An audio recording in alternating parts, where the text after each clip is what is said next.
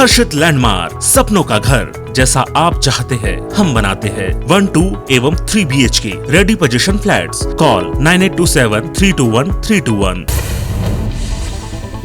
कांग्रेस महासचिव प्रियंका गांधी ने आज मोदी के गढ़ वाराणसी के जगतपुर में किसान न्याय रैली की। इस दौरान उन्होंने लखीमपुर खीरी की घटना को लेकर राज्य और मोदी सरकार पर जमकर निशाना साधा। उन्होंने कहा कि इस देश के गृह राज्य मंत्री के बेटे ने लखीमपुर खीरी में अपनी गाड़ी के नीचे 6 किसानों को कुचल दिया, लेकिन यहाँ के मुख्यमंत्री उस मंत्री का बचाव कर रहे हैं। प्रियंका गांधी ने प्रधानमंत्री नरेंद्र मोदी पर निशाना साधते हुए कहा कि प्रधानमंत्री लखनऊ आ सकते हैं लेकिन लखीमपुर नहीं आ सके। उन्होंने कहा कि जब तक गृह राज्य मंत्री का इस्तीफा नहीं हो जाता हम लड़ते रहेंगे।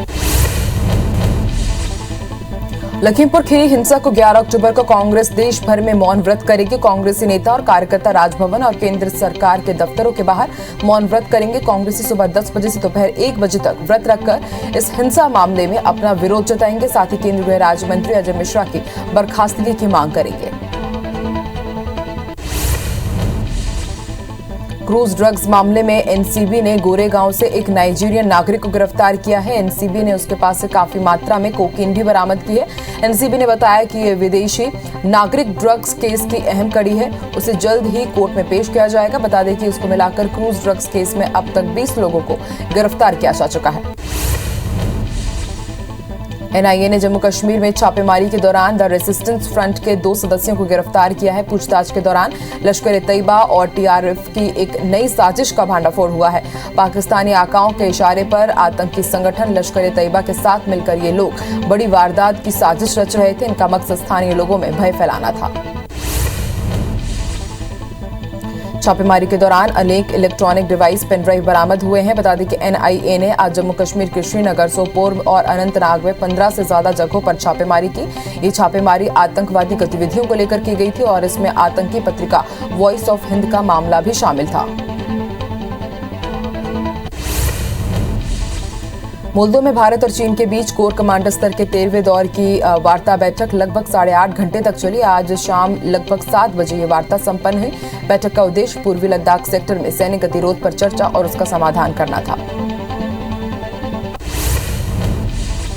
बीजेपी अध्यक्ष जेपी नड्डा ने मणिपुर के इम्फाल में बीजेपी कार्यालय का उद्घाटन किया। इस मौके पर जेपी नड्डा ने कहा कि कोई देश तोड़ने में लगा है और हम लोग देश की संस्कृति की रक्षा करते हुए देश को जोड़ने में लगे हैं। शिक्षा हो या स्वास्थ्य हो, मुख्यमंत्री एन बीरेन सिंह ने 5 साल में बजट को दुगना कर दिया है।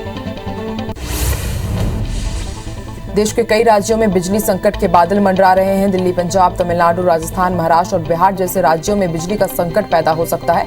शनिवार को दिल्ली के सीएम अरविंद केजरीवाल ने प्रधानमंत्री नरेंद्र मोदी को पत्र लिखकर इस मुद्दे पर उनसे हस्तक्षेप करने की अपील की है।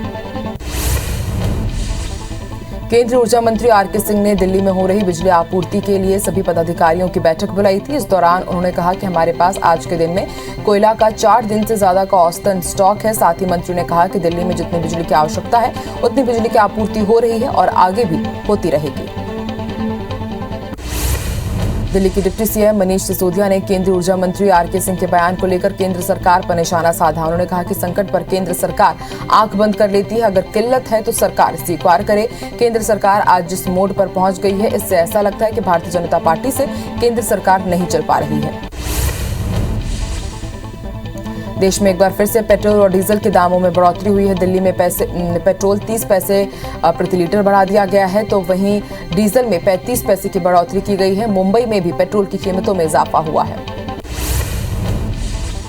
देश की राजधानी दिल्ली में त्योहारों को देखते हुए आतंकी हमले को लेकर हाई अलर्ट जारी किए गए हैं। खुफिया एजेंसी से मिली जानकारी के बाद दिल्ली पुलिस ने बाजारों, होटलों और गेस्ट हाउस पर सुरक्षा बढ़ा दी है। कर्नाटक के गुलबर्गा में आज सुबह भूकंप के झटके महसूस किए गए। करीब 6 बजे 3.4 तीव्रता की गति से ये भूकंप आया। नेशनल सेंटर फॉर सीस्मोलॉजी ने भूकंप की पुष्टि की। हालांकि भूकंप से कोई जनहानि नहीं हुई है। देश में 95 करोड़ वैक्सीन के डोज लगाए जा चुके हैं। केंद्रीय स्वास्थ्य मंत्री मनसुख मंडाविया ने ट्वीट कर ये जानकारी दी। उन्होंने लिखा कि हम दुनिया की सबसे बड़ी वैक्सीनेशन ड्राइव पर पूरे जोर शोर से चल रहे हैं। हम जल्द ही 100 करोड़ वैक्सीन डोज का लक्ष्य पूरा कर लेंगे। उन्होंने लोगों से भी अपील की है कि जल्द से जल्द अपने परिवार को वैक्सीन लगवाएं।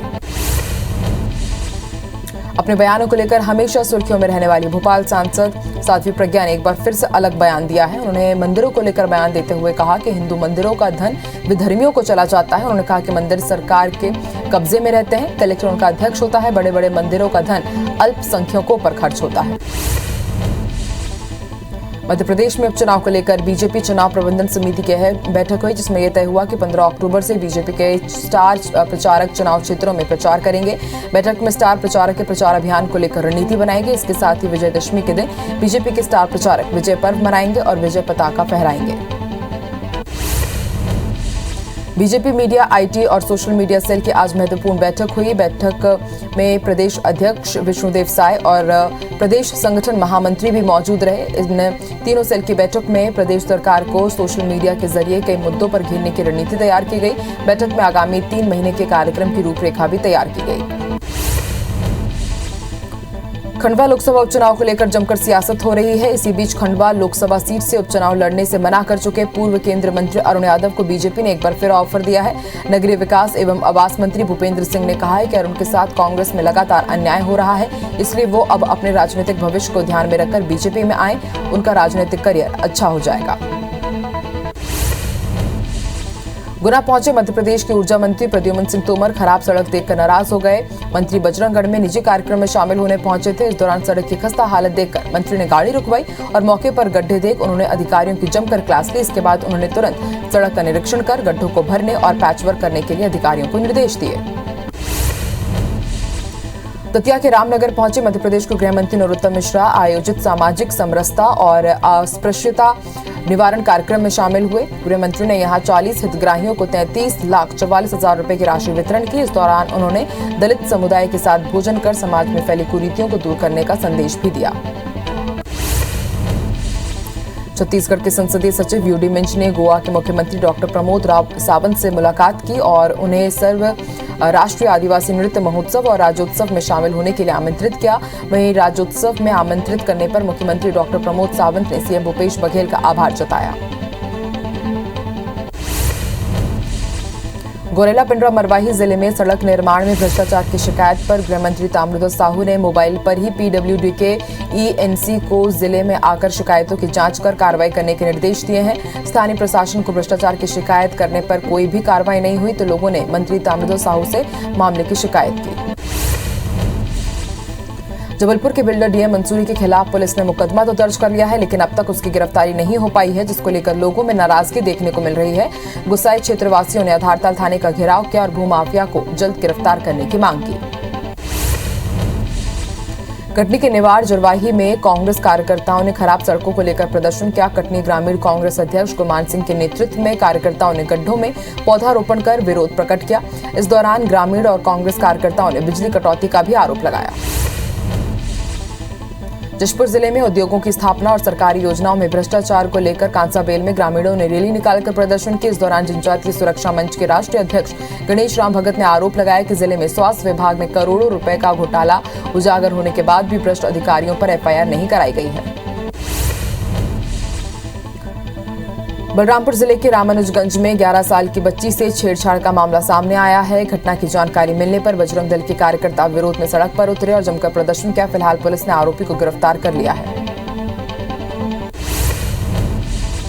बलरामपुर जिले में आईबीसी 24 की खबर का एक बार फिर से असर हुआ है। दरअसल दिव्यांग पहाड़ी कोरबा एक महिला सेल्समैन की दबंगई और राशन कम दिए जाने से परेशान थी। मामले की शिकायत महिला ने जनपद पंचायत पहुंचकर सीईओ से की थी। इस खबर को आईबीसी 24 में दिखाए जाने के बाद खाद्य विभाग की टीम ग्राम पंचायत नरसिंहपुर पहुंची और मामले की जांच की।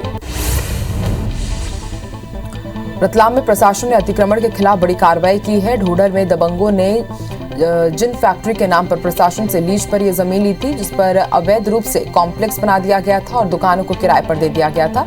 प्रशासन ने कॉम्प्लेक्स की सारी दुकानों को तोड़कर करोड़ों की जमीन अपने कब्जे में ले ली है।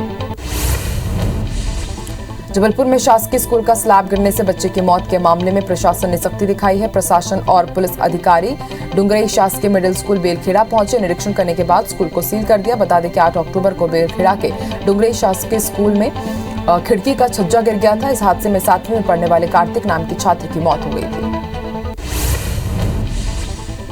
छत्तीसगढ़ की राजधानी रायपुर में क्रेडिट कार्ड लोन का बड़ा घोटाला सामने आया है। 3 करोड़ रुपए के इस घोटाले में 2 बैंककर्मी समेत कुल 5 शातिर ठग गिरफ्तार किए गए हैं। गिरफ्तार किए गए आरोपियों के पास से 70 क्रेडिट कार्ड, 150 ब्लैंक चेक सहित कार और बाइक भी जब्त किया गया। दरअसल करीब 100 से ज्यादा पीड़ितों ने पुलिस में शिकायत की थी, जिसके आधार पर तेलीबांधा पुलिस ने कार्रवाई की। भारत सरकार के वोटर हेल्पलाइन ऐप से मध्य प्रदेश में भी काम शुरू हो गया। इस ऐप के जरिए मतदाता सूची में अपना नाम खोजने, मतदाता पंजीकरण और संशोधन के अलावा कई काम हो सकेंगे, जिससे सरकारी दफ्तरों के चक्कर लगाने की जरूरत भी नहीं पड़ेगी। पलारी के घोटिया गांव से सिरपुर जाने वाला मार्ग लंबे समय से निर्माणाधीन अवस्था में है, जिससे राहगीरों को आवागमन में भारी परेशानी का सामना करना पड़ रहा है। बारिश के मौसम में स्थिति और भी गंभीर हो जाती है। आए दिन दुर्घटनाएं हो रही हैं, लेकिन प्रशासन मौन है। ग्वालियर के हस्तिनापुर स्थित डामोरा गांव में भंडारा खाने के बाद 100 से ज्यादा ग्रामीण बीमार हो गए। इनमें 25 से ज्यादा बच्चे भी शामिल हैं। सभी को पेट दर्द, उल्टी और दस्त की शिकायत हुई। लोगों की हालत बिगड़ी और उन्हें हस्तिनापुर के प्राथमिक स्वास्थ्य केंद्र में भर्ती कराया गया। यहां बच्चों और महिलाओं का इलाज किया गया। सिंगरौली जिले के सरई वन परिक्षेत्र में भालू के हमले से एक व्यक्ति की मौत हो गई। मृतक राम मनोहर जंगल में बकरी चराने के लिए गया था। इस दौरान भालू ने उस पर हमला कर दिया। बाद में भालू की भी मौत हो गई। सूचना मिलने पर वन विभाग की टीम मौके पर पहुंची और भालू के शव को पोस्टमार्टम कराया गया। बिलासपुर के खार में एक युवक की लाश मिली, जिससे इलाके में हड़कंप मच गया। मृत युवक के शरीर पर चोट के निशान मिले हैं। युवक की पहचान दिनेश धीवर के रूप में की गई है, जो बीते दिनों अपने घर से काम की बात कहकर बाहर निकला था। फिलहाल पुलिस जांच में जुटी हुई है। बलरामपुर के डीपाडी खुर्द गांव में बड़े पिता को जिंदा जलाने के मामले में पुलिस ने उसके भतीजे को गिरफ्तार किया है। घटना 6 अक्टूबर की है। मृतक दिलीप टोपो अपने घर के बाहर खाट में सो रहा था, तभी आरोपी ने उसके ऊपर मिट्टी का तेल डालकर आग लगा दी और फरार हो गया था। दुर्ग के मोहन नगर इलाके में एक कार अनियंत्रित होकर पुल के नीचे गिर गई। हादसे में 3 लोगों की मौके पर ही मौत हो गई। साथ ही कार में सवार 7 लोग गंभीर रूप से घायल हो गए हैं। 2 घायलों को इलाज के लिए रायपुर रेफर किया गया है। कार सवार सभी लोग डोंगरगढ़ से माता के दर्शन कर रायपुर लौट रहे थे। डिंडौरी के बजाक थाना क्षेत्र के झुझरी गांव में अज्ञात ट्रक ने बाइक को जोरदार टक्कर मार दी, जिससे बाइक सवार 2 युवकों की मौके पर ही मौत हो गई। घटना के बाद ट्रक चालक फरार हो गया। बजाक पुलिस जांच कर रही है। इंदौर के छतरीपुरा थाना पुलिस ने ट्रैवल संचालक को चाकू मारने वाले ऑटो चालक को गिरफ्तार कर लिया है। दरअसल कमीशन को लेकर दोनों के बीच विवाद हुआ था, जिसके बाद आरोपी ने ट्रैवल संचालक को चाकू मारकर फरार हो गया था। चाकूबाजी की घटना सीसीटीवी में कैद हुई थी, जिसके आधार पर पुलिस ने उसे गिरफ्तार कर लिया है। धमतरी के परसुली में एक फूफा ने अपने भतीजे को जान से मारने की कोशिश की थी, जिससे समय रहते परिजनों ने बचा लिया। वहीं मामले की शिकायत के बाद अर्जुनी पुलिस ने आरोपी को गिरफ्तार कर लिया है। पुलिस की माने तो आरोपी और उसके साले के बीच पुराना विवाद था, जिसके चलते आरोपी ने उसे जान से मारने की कोशिश की। बस्तर पुलिस ने गांजा तस्करी के मुख्य सरगना अकबर खान को ओडिशा से गिरफ्तार किया। दरअसल 20 सितंबर को नगरनार पुलिस ने एक ट्रक से 6 क्विंटल 80 किलो गांजे के साथ 2 आरोपियों को गिरफ्तार किया था, जिनसे पूछताछ के बाद पुलिस ने गिरफ्तारी की। सरगुजा पुलिस को बड़ी सफलता हाथ लगी है। पुलिस ने अभियान चलाकर एक साथ 25 वारंटियों को गिरफ्तार किया। ये कार्रवाई एसपी के निर्देश पर की गई। पुलिस का कहना है कि ये अभियान आगे भी जारी रहेगा, जिससे अपराध और अपराधियों पर नियंत्रण रखा जा सके। जगदलपुर में विश्व प्रसिद्ध बस्तर दशहरा को लेकर पुलिस मुस्तैद है। आईजी और एसपी खुद सुरक्षा तैयारियों की निगरानी कर रहे हैं। जिला पुलिस बल के 1,500 से ज्यादा जवानों की ड्यूटी लगाई गई है। साथ ही शहर में 161 सीसीटीवी भी लगाए गए हैं। बता दें कि विश्व प्रसिद्ध बस्तर दशहरे के कार्यक्रम को देखने के लिए बड़ी संख्या में लोग जुटते हैं। बलरामपुर के परियों में चोरी के मामले में पुलिस ने बाप बेटे को गिरफ्तार किया है। पुलिस ने बताया कि आरोपी संजय गौड़ पहले भी आदतन आरोपी रह चुका है और पिछले 1 सप्ताह से अपने नाबालिग बेटे के साथ मिलकर चोरी की वारदात को अंजाम दे रहा था। भानपुरी पुलिस ने 51 किलो गांजे के साथ 3 तस्करों को गिरफ्तार किया है। साथ ही उनसे एक कार भी जब्त की है। आरोपी बिहार के रहने वाले हैं, जो उड़ीसा से बिहार गांजा लेकर जा रहे थे, लेकिन पुलिस ने चेकिंग के दौरान उन्हें धर दबोचा। रायपुर पुलिस ने कार्रवाई करते हुए अंतर्राज्यीय शराब तस्कर को गिरफ्तार किया। उसके पास से 55 पेटी अंग्रेजी शराब भी जब्त की गई है। तस्कर राजेश मंडावत राजस्थान का रहने वाला है और मध्य प्रदेश के धार से शराब सरायपाली लेकर जा रहा था। जब्त शराब की कीमत करीब 4 लाख रुपए बताई जा रही है। राजधानी भोपाल के बदमाशों में खाकी का खौफ दिखने लगा है। टीटी नगर थाने में सक्रिय बदमाश थाना प्रभारी के सामने पेश हुए। इस दौरान पुलिस ने उनकी परेड कराई। रायपुर में पुलिस के जवानों ने खारू नदी और उसके तट पर साफ सफाई की। कमांडेंट धर्मेंद्र सिंह के निर्देश में स्वच्छ भारत अभियान के तहत 3री बटालियन के जवानों ने सफाई कर स्वच्छता का संदेश दिया और इस मुहिम को आगे भी जारी रखने का संकल्प लिया। विभिन्न प्रतियोगी परीक्षाओं की तैयारी के लिए भानु प्रतापपुर नगर पंचायत के सभागार में मार्गदर्शन शिविर का आयोजन किया गया, जिसमें दूर दूर से छात्र पहुंचे और प्रतियोगी परीक्षार्थी भी शामिल हुए। इस दौरान एसडीएम सहित अन्य अधिकारी मौजूद रहे। रायपुर में निरंकारी मंडल की ओर से बाबा गुरुवचन महाराज की स्मृति में रक्तदान शिविर का आयोजन किया गया, जिसमें करीब 100 से ज्यादा लोगों ने ब्लड डोनेट किया। शिविर में अब तक 12 लाख यूनिट रक्तदान किया गया। गरियाबंद में गुजराती समाज इस बार दुगने उत्साह के साथ गरबा का आयोजन कर रहा है। बीते 2 साल से कोरोना के चलते रास गरबा का कार्यक्रम नहीं हो पा रहा था। ऐसे में इस बार युवाओं में इसे लेकर खासा उत्साह देखा जा रहा है। भाटापारा के सूरजपुरा गांव में राज्य स्तरीय 1 दिवसीय खो-खो प्रतियोगिता का आयोजन किया गया, जिसमें 17 टीमों के लगभग 200 बच्चों ने हिस्सा लिया। वहीं कार्यक्रम में मुख्य अतिथि के रूप में निगम मंडल सदस्य सतीश अग्रवाल, डॉक्टर विकास आडल और छत्तीसगढ़ सिख संगठन कार्यकारी अध्यक्ष अमरजीत सलूजा भी मौजूद रहे।